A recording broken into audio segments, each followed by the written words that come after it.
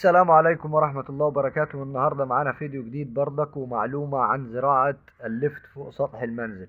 طيب يا جماعة، المعلومة بتاعتي عن زراعة اللفت فوق سطح المنزل. طيب عشان ما تقعوش في أي خطأ، لازم أنبه إن زراعة اللفت لازم تبقى متباعدة عن بعضها. يعني هنا عندنا البرميل ده مزروع فيه العنبة، كان فيه أكتر من شجرة ليفت زي ما انتم شايفين، او زرعة ليفت زي ما انتم شايفين، او ثمرة ليفت. فايه اللي حصل معانا؟ اضطرينا اللي احنا نفلتهم. فطبعا طلعوا ضعفة معانا لان كانوا متقاربين قوي من بعض. الليفت لازم المساحة تبقى ما بين، لو هي مزروعة هنا نسيب اقل واجب 15 سنتي او اقل واجب 10 سنتي. فطبعا انا بقول لك المعلومه دي عشان تفيدك في زراعه اللفت على سطح المنزل. طيب بينجح معانا ولا ما بينجحش؟ بفضل الله زي ما انت شايف اهو، دي ثمره لفت مزروعه على سطح المنزل، وهو عشان تبقى شايف بنفسك. تمام.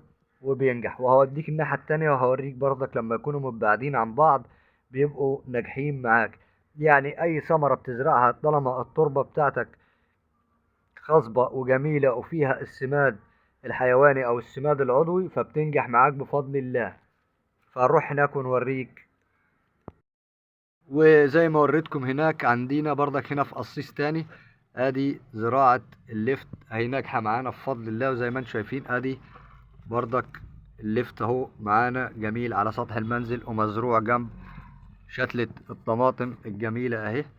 فطبعا انا هقول لك لما يكونوا متقاربين ايه اللي بيحصل.